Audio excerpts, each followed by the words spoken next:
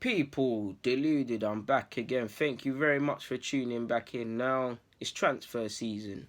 None of it is probably going to happen that we're seeing in the papers, but if nothing more, I might as well just speculate on some. I've got some on my phone. Again, another fail that I saw in my lunch break, and I thought, you know what, I might as well talk to you guys about them. So, let's start from the bottom to the top.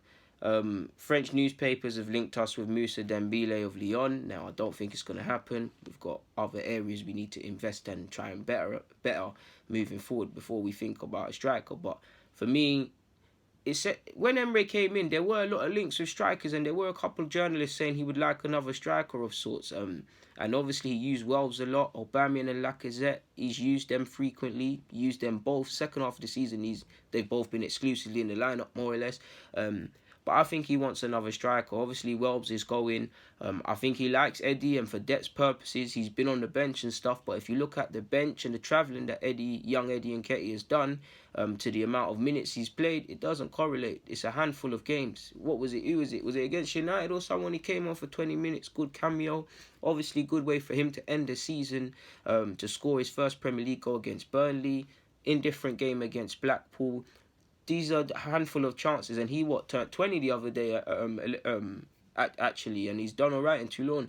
Next season, if he's not going to be given a chance here in some capacity, then he needs to go elsewhere. Because if I'm him or Willock, they need to be playing first team football of some sorts to develop as footballers, because they bad up 23's level. It doesn't help them. Eddie scores goals for fun. He could score goals in his sleep in them against some of them defenders, and both of them have beat up some players when they've played. Eddie's been scoring goals, and even in the Czech trade, man, Joe Willock is very cheeky with some of his technical skills. But I personally feel he wants another striker. I feel if he gets another striker in, and obviously there's young Tyrese John Jules and stuff, but let's let him develop.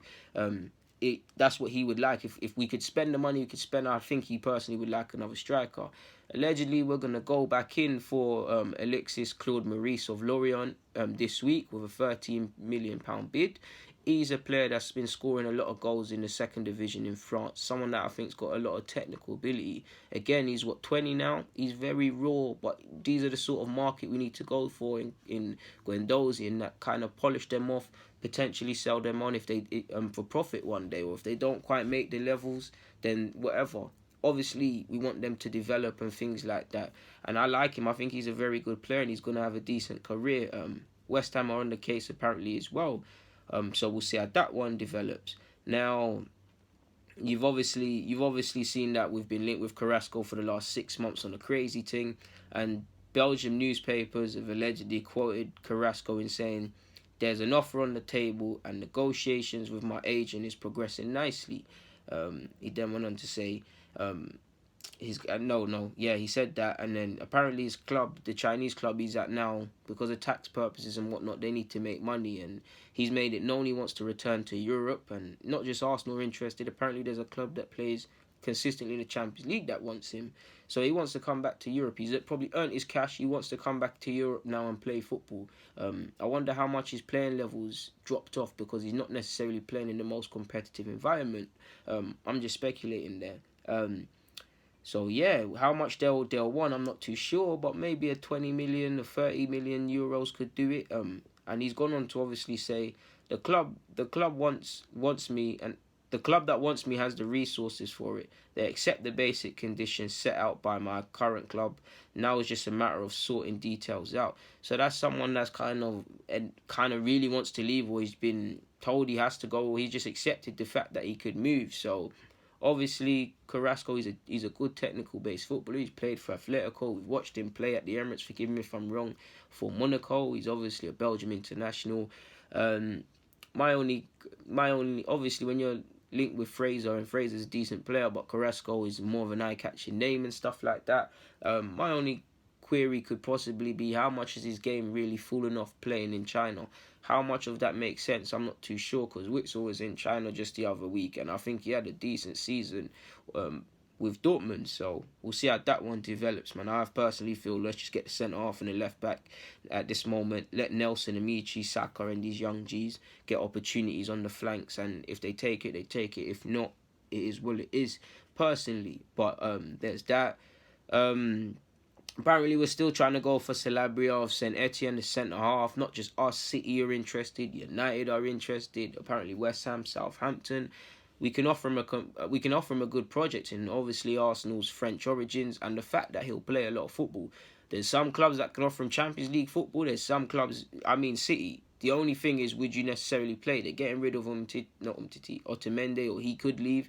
But you've got Laporte. You've obviously got Stones. You've got how many players there? I think he would play games and stuff. But Arsenal, we've got a lot of centre halves on the books. But you'd probably back yourselves to start more at Arsenal than at City.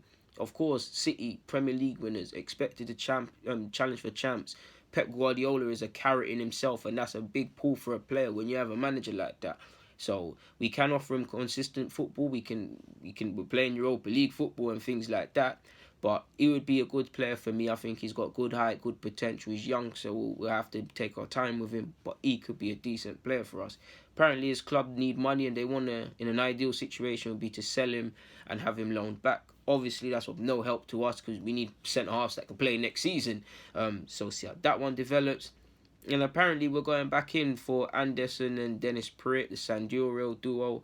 And we're prepared to make a second offer nearer to 50 million or 50 million euros, which the Sampdoria chairman wanted for both players. Now, if we do that, then Praet, he's not the most prolific, shall we say, in terms of goals and assists, but his role's changed since he's been. I've seen him, for me, or that young player that was playing at Anderlecht in the Champions League against Arsenal. He's gone into midfield. He's developed a bit physically. He's a good passer, and for the money that we've got, it'd be a decent signing. Andersen's a good ball player, probably a bit slow on the recovery turn, as I've said before, but he's a good centre half. So if we can get these players in, they can mould and develop, and most importantly, if Unai Emery is here beyond next season, they're players he wants and wants long term, then you've given the manager players to move forward with and stuff like that, and work with, so we can better ourselves. So we'll see, man. Of course, the majority of this is just paper talk, and it will just stay as being paper talk. But on that note, people, deluded. I'm out.